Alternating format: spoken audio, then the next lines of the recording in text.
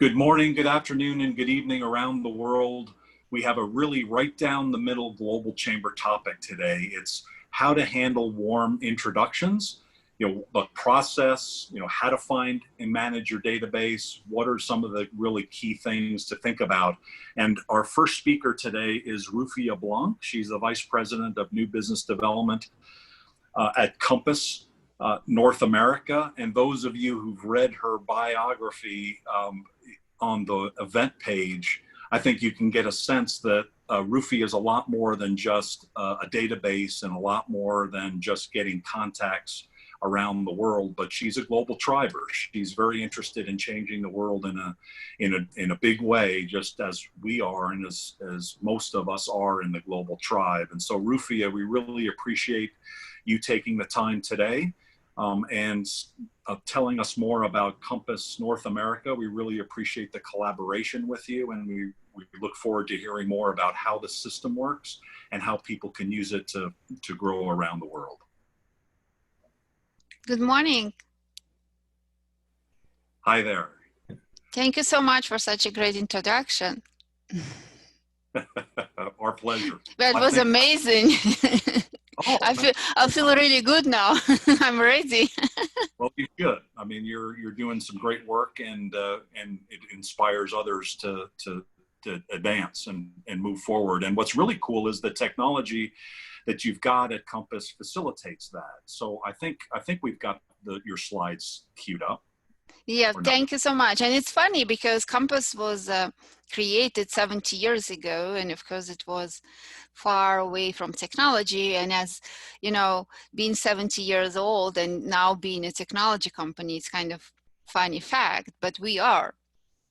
So we are innovative, and today we are have few technology which helping companies go international, penetrate new markets, convert leads, create leads, and convert them into customers. And I think Compass started in 1944, and it was collecting data through telephone. So it's very funny how it's evaluated with internet and everything. So thank you so much. Thank you. We're very proud to be partner of Global Chamber. Thank you, Doug, for inviting me. I will not forget this introduction. So if I'm going to do other webinar, I'm always inviting you to introduce me. Thank you. So I didn't want to just talk about Compass because there is something about Compass which is unique, and I wanted to emphasize that. And I'll start about a little bit about what is so important and why Compass is still in business after 70 years. And after I will talk about technology which we are offering.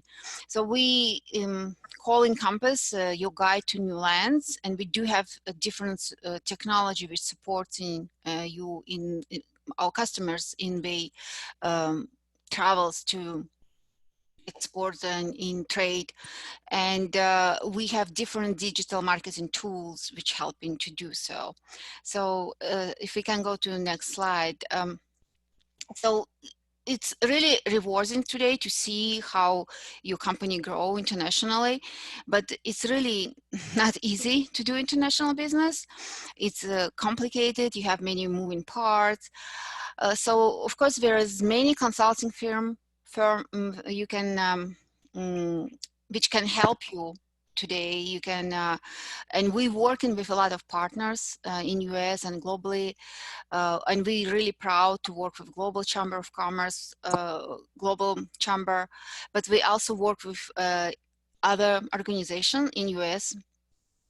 But I think doing global business is not only you travel within the countries, you also travel within the cultures and really opening your horizons. And I think the fun part, which is exciting, and I think Doug likes it too, it's really fun to do international business. So what we offering really to go on great adventure together. So we can go to next slide. I wanted to start with human connection, which probably you don't think, or we're going to talk about technology and why is she talking about human connection. And in a couple next slide, I explain why I'm talking about that. Because building your global brand is not simple. It's very complicated process. And today is easier to enter international markets. It's increasing number of company can do, and you can achieve it easily. It's you just have to find the balance between global messaging and localized strategy. And this is small businesses do, and of course bigger companies succeed better. And we have examples in Coca-Cola, IKEA, Apple. But I think the most important part and the key here is when you remaining innovative and you staying true to simple principle, and this is the key. So why we can go to the next slide. Why I'm talking about human connection? Because once you start an international business and you will have a plan, you can do, you will have structured your strategy, but the most important part going to be your team, your people, and you will start building your team. And here you have to build your dream team. And I think once you're starting to build your global team, you have to think about how I'm building it, who is my people, and why is it so important. So I think when you just start in the process of going international, first you start, you're thinking about what kind of people I can use, and within the companies, people with international mind or speaking international languages, or maybe travel a lot or have background. And after that, once you build your team, of course, there's different strategy. You can engage partners, you work with contractors, you work with marketing agencies. I do know a lot of even large companies, they do the international business through reseller and referrals. And so we can go to the next slide. And why I'm concentrating so much on the human part is because it's a big part of Compass business.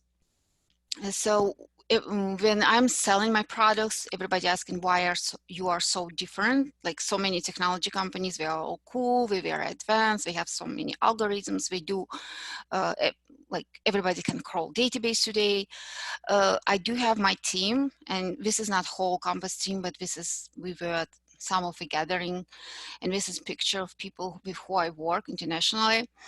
And I think that makes Compass absolutely amazing place to work. And we meeting probably 3-4 times a year. We are constantly connected. And if any of my customers have any problems or questions which I cannot answer, and it's related to Germany, it's related to France, or it's related to Asian market, I will send an email at night, because there's probably time difference, like 10.5 hours with India or 6 hours with Europe. And in the morning, I will have my answer. So we think here that Compass wouldn't be such a cool company or such a great technology company if we would not have people in the team. And I wanted to emphasize it because in doing global business, this is the biggest part. It's not only cool technology and algorithm, it's also people and creating the connection. And I do think when Global Chamber also emphasize that. And I also think that's why Compass been so successful for so many years, and that's why we still have this brand recognition and everybody knows us as a really big player on international market, because we do have local teams which can help, which can advise, and which can consult with international business. So we can go to next slide.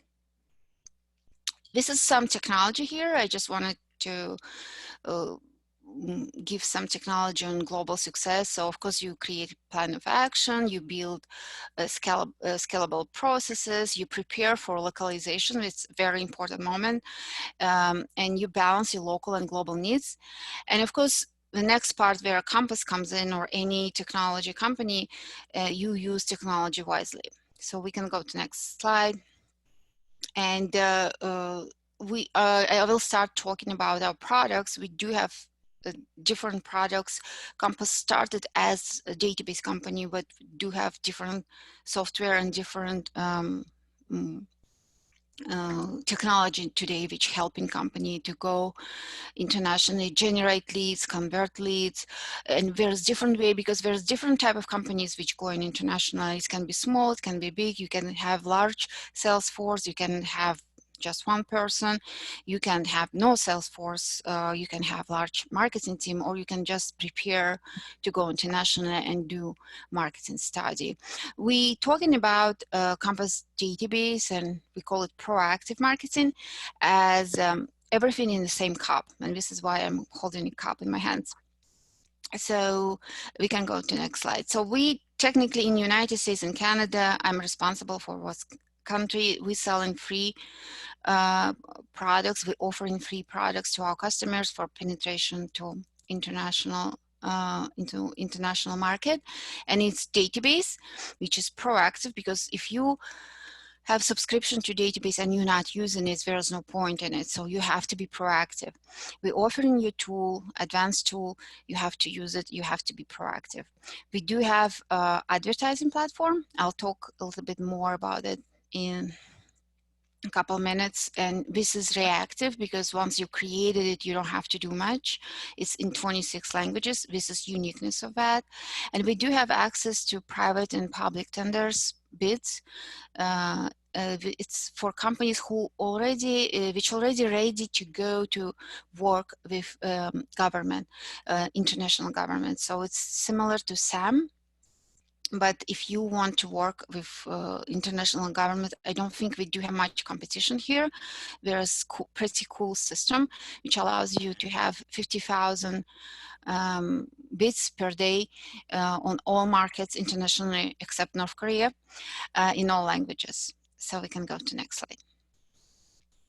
So Easy Business by Compass is our brand name for database, and the coolest part of it that it's really cool tool. It's really cool technology.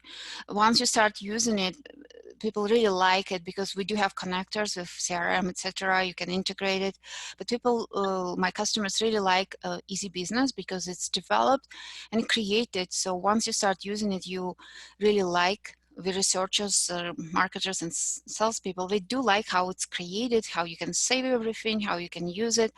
We do good training. It's 24/7, 43 million companies, 43 million contacts. It's also kind of protects you what you can and you cannot do, because we do have GDPR in Europe, we do have Castle legislation in Canada. United States doesn't have legislations yet, so it's pretty open. But once you're working with Compass, you can be sure that we will protect you. So if there is local legislation and not like you're not allowed to send emails or something like that, you can be sure that we will let you know. And we do have offline offerings in countries which have very strict legislations. And that's why we also have other platform like advertising, or we can do appointment scheduling. If you can add, for example, do blast emailing, like countries like Germany, Netherlands, or Ireland, which were, this country were even strict before GDPR. So we can go to next slide. That's very important, who uses Compass, and technically many departments can use it. Sales and marketing, one of the major users, because you can do market study, you can do proactive lead generation, you can proactively verify company profile before scheduling appointment or go to the appointment. Also, you can find suppliers, HR department using it, and you can do all kind of market research and competition research through our tool. We can go to next slide. So it's definitely helping to grow your business, but one thing with databases, if you buying it and not using it, there's no point.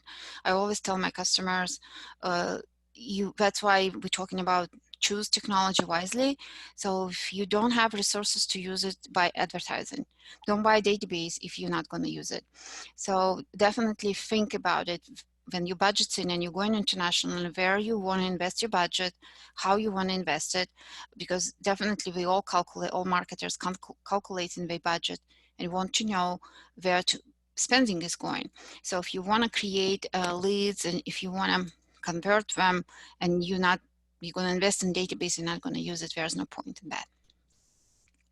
We can go to next slide. And this is a digital marketing solution. It's our advertising platform. And uniqueness of that it speaks 26 languages. So again, international market is different from local market by even opening your horizons, because people think google.com is everything. So as soon as you start traveling, you come into Paris, you're doing search on Google, and you, oops, the search results are different. You're going to Spain, you go into Italy, you're doing search on Google, and searches are different. And you're like, oh my goodness, what happened? Nothing happened. It's just how international world works. So Compass offers you system where you don't have to invest $100,000 in search engine optimizations in different languages, and you just rent in space in our system, and you can penetrate new markets. And this is reactive marketing, because you technically create a profile, you update it from time to time, but you don't have to go proactively do research in the database. So this allows small businesses just buy a package and do nothing for technically whole a year. It's no, it's good. You can go. Of course, that makes big difference for small companies to possibility to have something not expensive and to have global exposure. Of course, what makes us different is we are global, we have European quality, we have expertise which we are sharing, we're willing to share, and we are innovative, because starting with just phone database, we become a really technology company. So next slide. You can also register on Compass for free. It's available. So of course, it's not going to bring you same benefits as boosting your buying a booster, but it's available. You can do it. It's better than nothing. So, and keep it updated and accurate. It's good. So there is link available on our website. You can register. But if you really want to have results, it's better to advertise, and price is really affordable. And we can go to next. So why choose Compass? It's if you're going international, I do think it's a good solution for you. There's different options when you're going international, of course. If you have local presence in each country, your local people can do locally maybe different things, but it's complicated. So at the beginning, I was talking about everything on the same cup. So you buy in Compass, and you have allocated budget for your global penetration, and you say, okay, so how much money I want to spend? And for marketers, it's very, very important, because you do need to have return of investment. So Compass is a good tool for you to calculate how much your spending going to be versus how much your return going to be. And you can have everything here. You can have access to the database, you can have advertising, which technically usually the cost, if you're not doing it through platform which offering you everything at the same place, is become very, very costly. Involves many channels, involves many manpower, and usually doesn't have expertise, because we do have expertise in each country. And I'm telling you, the most important, not to make big mistakes when you're going international, because some mistakes can cost you a lot of money, because there's penalties. So what we're trying to also help, in particular small businesses, because larger company, we do have budget and lawyers to protect the small businesses, not to make big mistakes and have penalties afterwards in the countries where one email can cost you a lot of money, because it was in a country where you couldn't, you shouldn't send email. Okay, next slide. This is some of the testimonials. We do, as I said, we do work a lot with governmental organizations in each country because technically there's not really so many suppliers of international database. So we do work with SBTC, we work with NASPIDE, we work with eFlorida, for example, we work with US Department of Commerce. We do work with private companies, of course, but we're trying to be involved with everything which is involved with trade of export, as well to help manufacturers to go to new markets and kind of hold their hands there. I know that US Department of Commerce does a lot of work, but we also our customer for many years. And I think I'm technically done here. So this is some of our customers, and you will see that it's a kind of mix of big and large and small companies, governmental agencies, and private companies as well, and also libraries. So I do recommend if, for example, there's a tiny little company which cannot afford any subscription, you can always go to your local library. Even if they don't have Compass subscription, you can always recommend it. There's option in the library to recommend or to ask them to subscribe.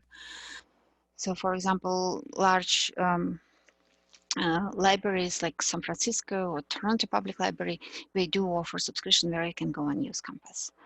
Thank you so much. Thank you, Doug. Thank you, Global Chamber. I think I was on time. I think I tried to talk very fast. I don't know if my accent you understood everything, but Perfect. No, it was. So we have some questions coming in, and so keep sending those questions in along the way. Unfortunately, this has actually never happened where we've had a couple speakers like this and one of them can't connect in.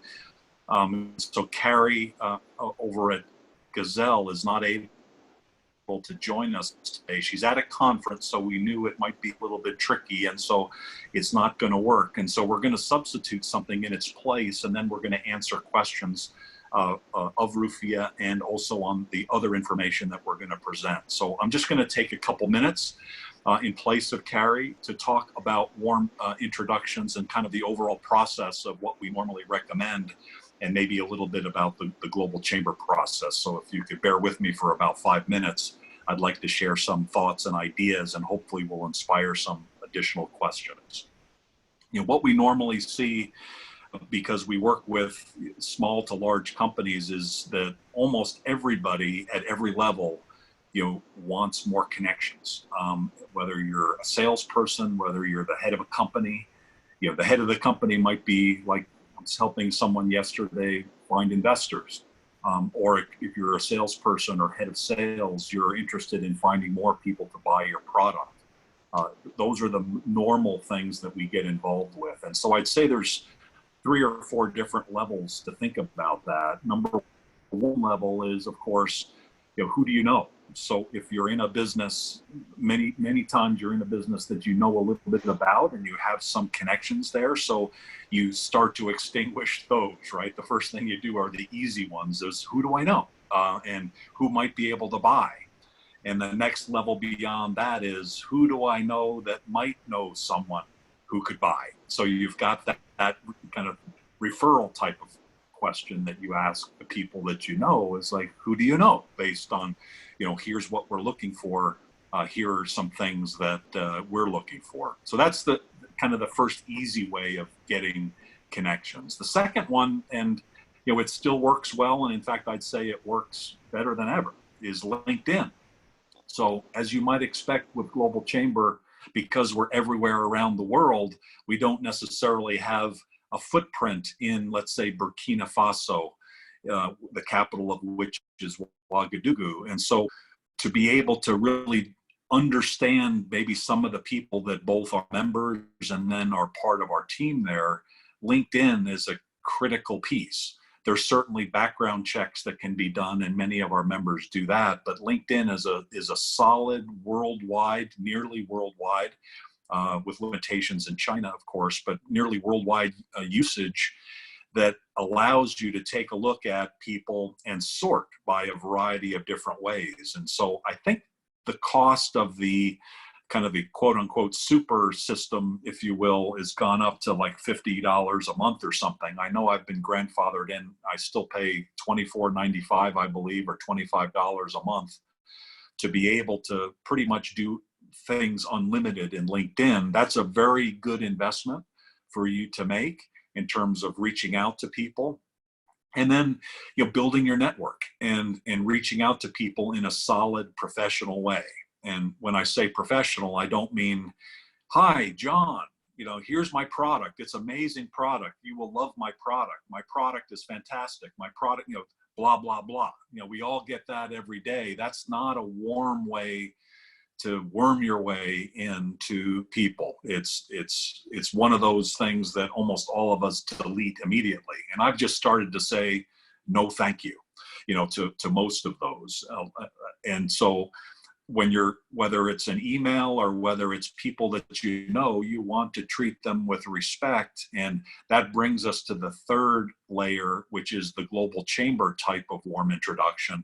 And that is, how do we find a win-win between these two people? And so we invariably start with the member and ask, who do you want to know? Who's in your target? And typically they are clients, and those clients can be defined by certain types of industry or certain size or certain geography, or the people themselves within the companies can be identified by what level they're at, et cetera, et cetera. So we'll go through the people that we know, we'll go through our own multiple databases, and we'll start to understand who is a good fit for this person. So I'll give you an example of how that works typically, and those of you who are members have seen it. Somebody this morning, I think it might have been the one I'll give as an example, one of the people emailed back and said, wow, that's a great introduction, to myself and to the other person. And that's really what it's all about. Yesterday, I was speaking with someone, it was a member of ours who wants to write a book and actually has already written a book, spent 6 years with his wife to write a book, and he wants to get it published. Doesn't want to self-publish, wants to get it published. That cued something in my head of a fellow, turns out has written 46 books, multiple ones that have been published, that I hadn't spoken to for many, many years in the San Diego area. And his name is Lon Safko.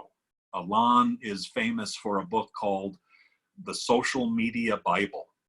Those of you in social media 10 or 12 years ago, that was the definitive book about social media as it was really starting to roll out. So Lon lives outside of San Diego. I hadn't spoken to him for years.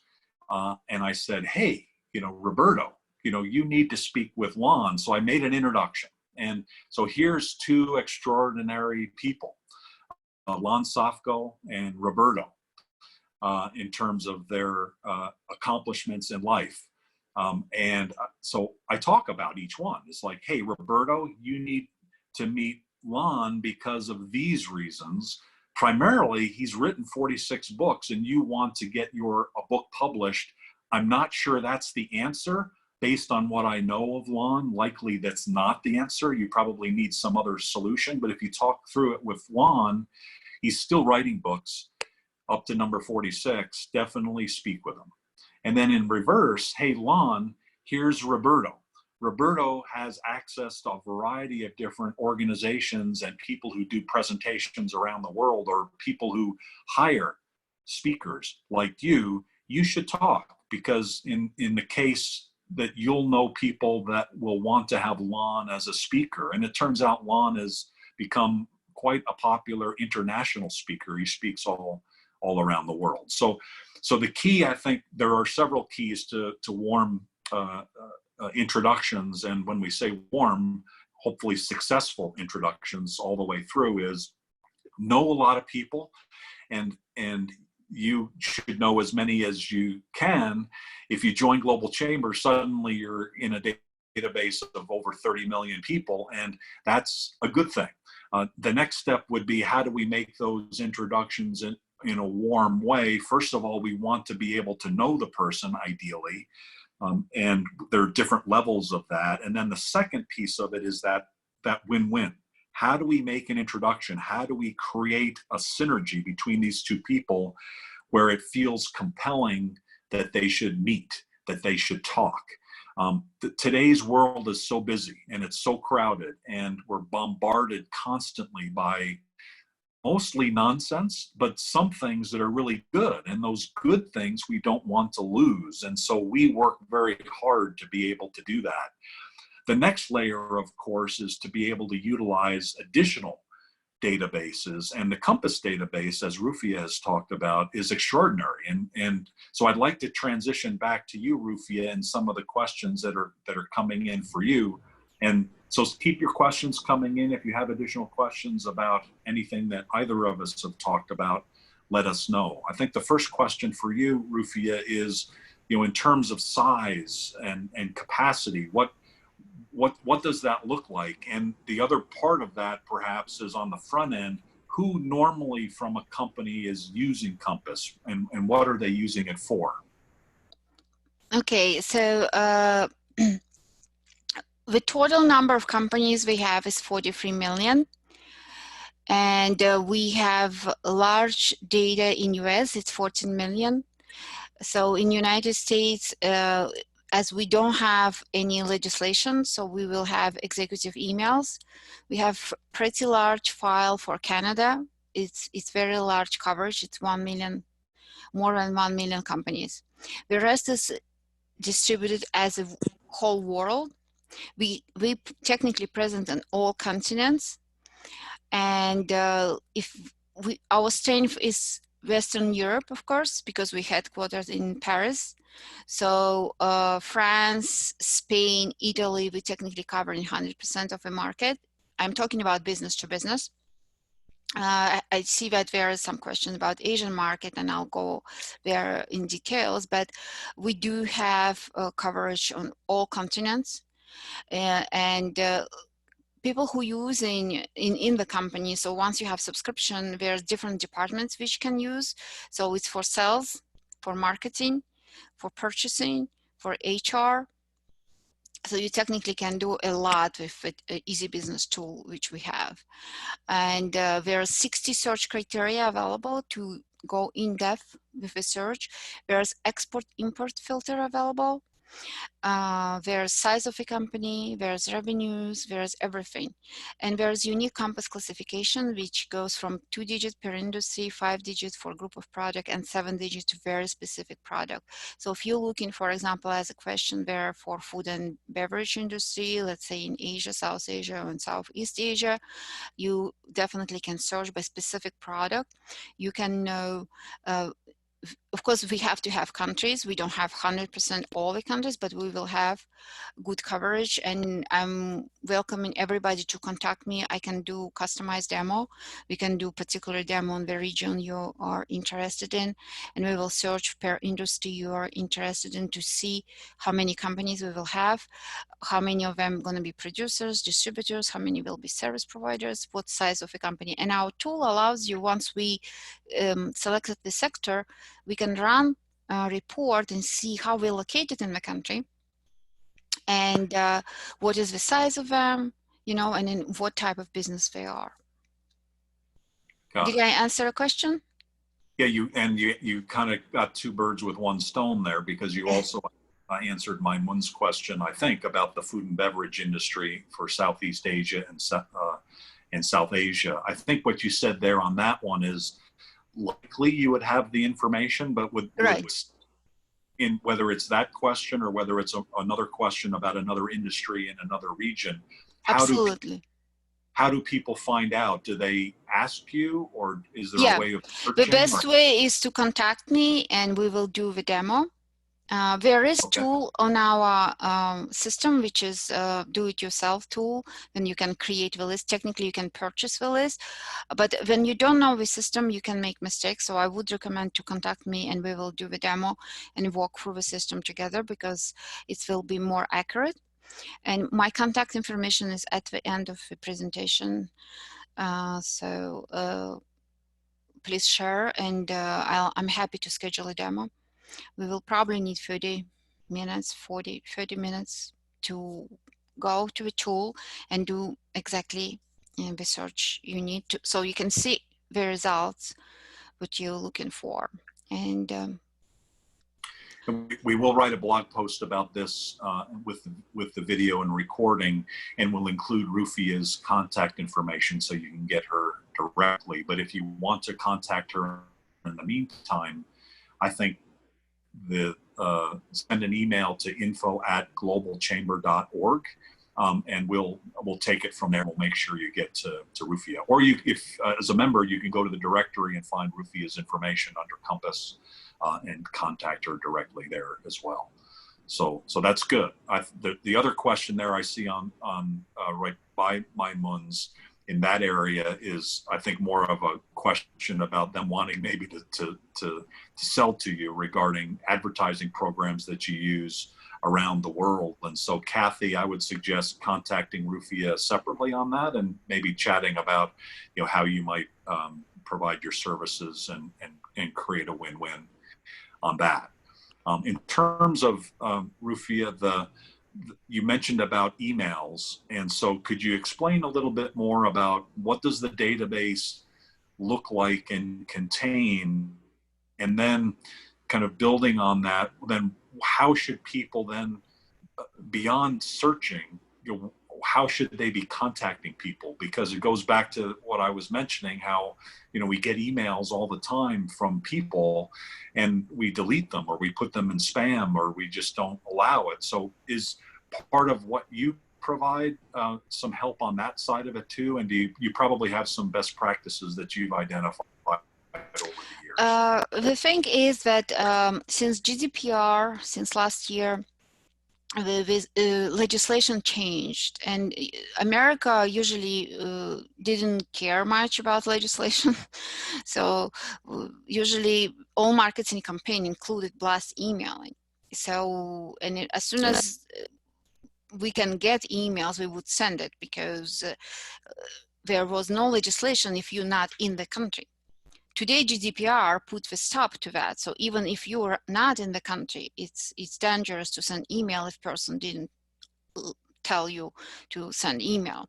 LinkedIn is different because there's personal emails and there's personal interaction one by one. When you're doing blast emails today, it's very complicated. So it's mostly heard business to consumer business, but it did touch business to business as well. So what the Compass has, we do have emails in our system, of course. And I'm talking when GDPR, General Data Protection, it's not only talking about your Gmail account, it's talking about your business account. So RB or Rufia Blanket Compass considered by GDPR your personal information. So if somebody sends me email, if I'm in Europe and somebody sends me email and I don't want this email, it's considered invasion in my privacy. So how Compass deals with that, because we do have executive emails, right? And so how do you're not allowed people to do marketing anymore, or how do you do that? So the thing is that, first of all, we do ask whoever published the information on Compass, we do ask their permission if they want to receive information via Compass. So there is possibility, we do have email, for example, in France, executive emails, you will see a little blue envelope next to this executive, but you're not going to see actual email address. So you have possibility to contact them, but you're not going to see the email. So they will know that email came from Compass because they gave permission, but you're not contacting them and you're not seeing their email. So they have a choice to answer you or not. In United States, that's not a case. In United States, we do have all emails. You can see email and you can download it in Excel spreadsheet because there is no legislations there. What is mandatory today when you send an email, you can, if you're doing mass email, you have always put unsubscribe, so people can unsubscribe. And once they unsubscribe, you're not allowed to send them email again. And there's also opt-in list, which we do have in Europe. Like we don't have it for all countries, but we do have them in France, Belgium, and UK. We have separate set of data which is not online at all. It's in separate place where we contacted people. They allowed us to be on that list. It's opt-in. So if somebody wants to do marketing or sales email to them, they gave us permission to do so. So this legislation really very strict today. So, and you have to follow it. LinkedIn, really, it's different story. There's a lot of going on and talking about it, because if you download all information, because technically on LinkedIn information belongs to person. It doesn't really belongs to LinkedIn. But you do have possibility to go to LinkedIn and download a whole bunch of information. So that's why we're talking about getting all this spam, which we're not supposed to, because on LinkedIn it's supposed to be one-to-one personal connection. But there is technology today which goes on LinkedIn and just scrub this information, which is the other problem which database world talking about. So what's going to happen next? Because my information on LinkedIn belongs to me. It doesn't belong to LinkedIn. And nevertheless, they do sell my information. Same thing with Facebook or other platforms. Yeah, because it is possible to download your LinkedIn contacts, right? That's doable, and I think Yes. In years past, I've seen companies try to do that and send information out, Right. and our people around the world accidentally did that. We trained them not to do it, but a couple of them have done that, and it's not a good thing, because people, even though they're in LinkedIn, they may not necessarily want to hear whatever your marketing pitch is. So do you do any coaching on that? Because and I apologize, because I think I took our conversation to be more of a one-on-one conversation, which LinkedIn is, right? Or an email between two people. A lot of what people use Compass for, though, is for the mass mailer, right? Is to reach. Not necessarily. They use Compass for market analysis. Okay. They use Compass for building their own database, because other country don't do as much emailing as US does. So we absolutely do coaching. We absolutely teach our customers how to go to different markets, because American mentality is different from European mentality. We do think that everybody expects my email at rufiablanc.com and everybody wants sending emails. And for years I've been talking about it, and not every marketer was accepted my opinion, because we were saying, oh, I created my marketing campaign and I want to blast in Germany. And I said, you cannot blast in Germany. It's just against the law. It's again not one executive in Germany will accept your email.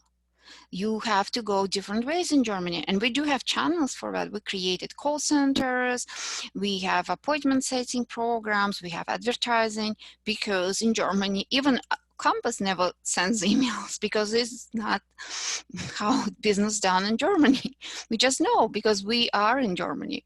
But for marketers who already created program, we just clone it and we think, okay, we're going to go internationally. So we definitely do coaching. We definitely tell our customers what to do and what not to do on particular markets. And today there's probably only 3 countries in Compass which do have executive emails. It's probably, I think it's US, India, and I think it was one little country which I think they no longer have executive emails. And when we're talking about company emails, which works in other countries, you can send email to company email. And if person who is responsible, it's called standard in France, for example, who is responsible to receive this email, and if she thinks it's good information or good introduction, and she will forward it to the right department. The mentality of us here, we think, no, it's a gatekeeper, she will never do that, which is not true. In Europe, it does work this way. If it's right done email or information really for purchasing, or about your product or good introduction. The job of person who works at Standard is to distribute all these emails, but it's for personal data protection, and by local legislation she has to have this job. So it's technically they created one person who has this job just to protect, and it's requirement by the law. So the regulations, including GDPR, are changing the way marketers reach out, and also changing the way that any of us can reach out to people, certainly by email. What are some of your expectations about kind of the next steps? What are some of the things that you're seeing that work in terms of reaching out to people and creating connections that used to be in some ways easier in the past? I think the first thing what happened after GDPR was a great panic. So all the company panicked, and because it's like, how do you gather data from the websites? How do you protect it?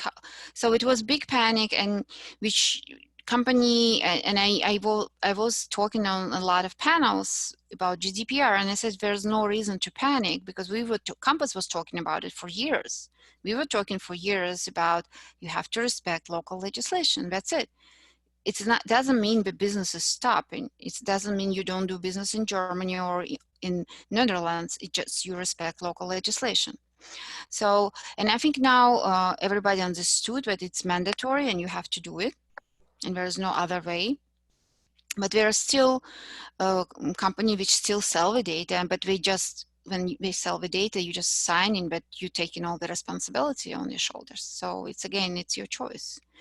So when you buy in Compass, it's guaranteed that you're not gonna be exposed to that. That's for sure, because we don't have anything which is not you cannot do. Like if email is not allowed to be sent, it's not in our system. Who are the people that typically you work with at the companies? We usually work with marketing department, with sales department, or if it's smaller company, we work with a senior level. We also work with researchers, like if there is research done in a company and we need data, so there will be research department. We also partner with a lot of technology companies because we can use our data in the software. Okay. The data continues to evolve and get better, I presume. So how does that work? How do you continually update the data, make sure that the data is good, and then continually add, because there's a lot going on? That's a very complicated process, and we do mass update constantly. Like I do, even though my files are big, and I'm each country manager responsible for its own country. I'm responsible for US and Canada. So in Canada, I do update every month. It's mass update, and every 3 months in US, because it's a large file. And we do 24/7 updates, which is like manual update of a system in the back office. And we have all kind of algorithm, and Compass data is different because we have Compass classification system, and we have European standards. So I don't know if you're familiar with it, as in depth with SIC and NICS code, but they are very general codes versus Compass codes are very specific. So some of my customers, they cannot even work with government in US because they're, for example, micromolding manufacturer of micromolds. So there is no NICS code for that. So when you go into SAM system to register, they register as a plastic manufacturer. So it's technically impossible to find them. We do have about 10 codes for micromolding in Compass system. So that creates that our system is much more complicated, even for updates and all that. So I would say it's complicated. We still, in that way, we kind of old-fashioned, because we want to have updated and same structured database. Even today, there's a lot of databases which are just contact data. We don't have full profiles. We have like address, we will have phone, address, website. It will be well-structured business profile. Then in today's data, you can have executive name, executive title, and address, email, and that's it. And that's going to be your database. And that works because you just send them emails, you know. The world change in the perception of what database can consist of. And we have full profile. We're trying to get everything: year of establishment, how many employees they have, what kind of industry they're in, are they importers, exporters. So that information is really not developed. In US, there is no import-export filter developed for so many years. I'm trying to do that, and it's very complicated. It's not the filter which is populated for US database. Okay. That how did then the data get changed real time? So if somebody is working through a list, let's say, and there's bad data in there, does the system recognize it like as bounces or as other information and gets updated automatically, or does the user need to do something to be able to update it? How does that work? User, no, but we do have people who work. We do have algorithms which check, and during mass update, it happens all the time. And of course, when we get new data, fresh data, there's filters which clean it all the time. And fresh data means which data came already updated, because fresh data means that it was verified by postal, verified via email. So the updates itself, it means that data was, the fresh data came and it was already re-verified to come in with a fresh information. But at the back end, we do manually constantly change, because we have this advertising platform, and people, when they advertise, they want the information to be correct. So they know they are on campus. So if executive change or the address change or some information change, they contact us and we change it manually. Okay. What about new industries, you know, whether it's cannabis or autonomous vehicles or relatively new things that are evolving? The world is changing very fast. That's a great question, because I do have so many requests for cannabis businesses. They are booming everywhere. I did have to request in the back office to add new categories to our campus classification. I don't know about NICS code. I didn't even ask about that. I don't know, but we did add new campus classification for cannabis. Oh, okay. Well, that's important. Yes. So as you're going along, you start to notice, you know, gaps like that, right? And then Absolutely. We're constantly working on that. It's not as fast as I wanted to, but with technology and new industries, of course, we have to catch up. okay. You mentioned about governments, and it sounds like you've got some special information about that. So the question is regarding the projects and the bids that you've got information on. Is that public knowledge, or how does that information get shared other than through Compass? It's a great question, and it's a really great platform. It's a platform created 20 years ago by request of French government. In fact, they were trying to help African country, but we didn't want to send money. We wanted at the same time help French manufacturers. So we wanted to send ammunition. We wanted to send goods to African continent, but they didn't know how to do that.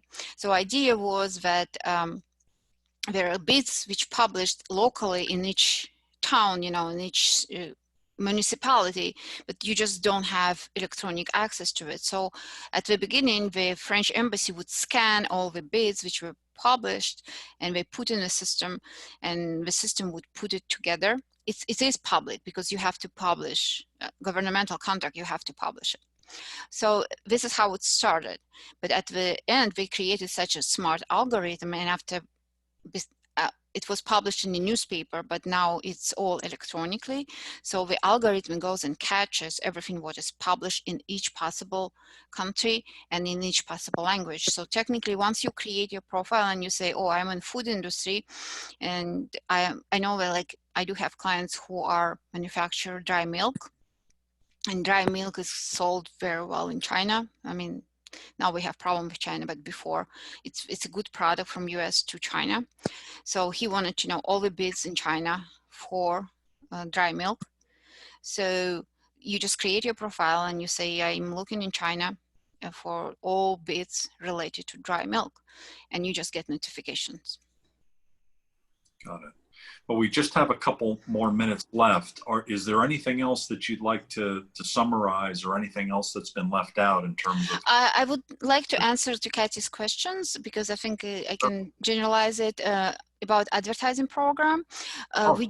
About language translation. We don't do language translation per se, but our system speaks 24 languages. So when I'm talking about speaking 24 languages, it's not like Google Translator and it's like not accurate, because our system exists of our classification exists in 24 languages. So once you are in business, or let's say plastic molding. So plastic molding can be classified in 10 different categories. And these 10 different categories are already translated in 26 languages. So once you picked your category, which is already search engine optimized, it's translated to 26 languages. So this is how we help you to penetrate the market, because it's already working, machine is working. Plus, of course, we do have tools where you can translate your business text, your keywords, etc., etc. We do have it in our system. So it's really easy to do that. But yes, please contact me and I'll show you how it works. But it's really funny how easy it is versus how complicated it is really to do just translation of a website.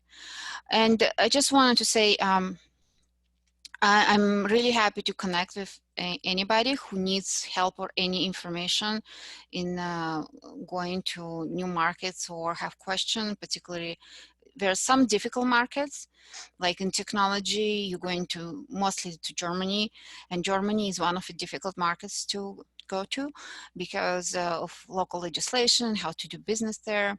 And we do have offline systems there, which also can help. And I'm happy just to talk, just as members of chambers, I'm always happy to help. So any questions, I'm happy to share my expertise if I have any. It sounds like you have a lot. It's not I think it was Kermit the Frog said, it's not easy being green, but you showed how easy it is by wearing green today. Thank you very much for you got the letter about the dress code.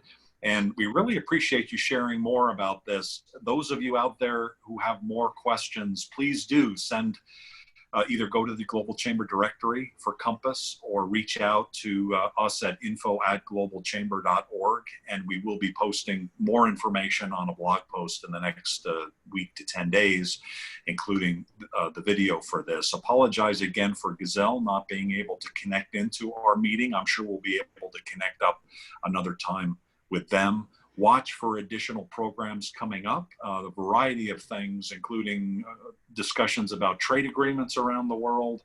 I know there's one about the transition from Industry 4.0 to Business 4.0, and I barely got used to Industry 4.0, and we're already moving to Business 4.0. So I want to know more about that. And so thank you for watching. And Rufia, thank you so much for sharing your expertise and your knowledge about Compass, about warm introductions, and about growing your business internationally, an important topic for all of us. Thank you so much. Thank you. You guys all have a good day. Thank you, Rufia. Bye-bye. Bye.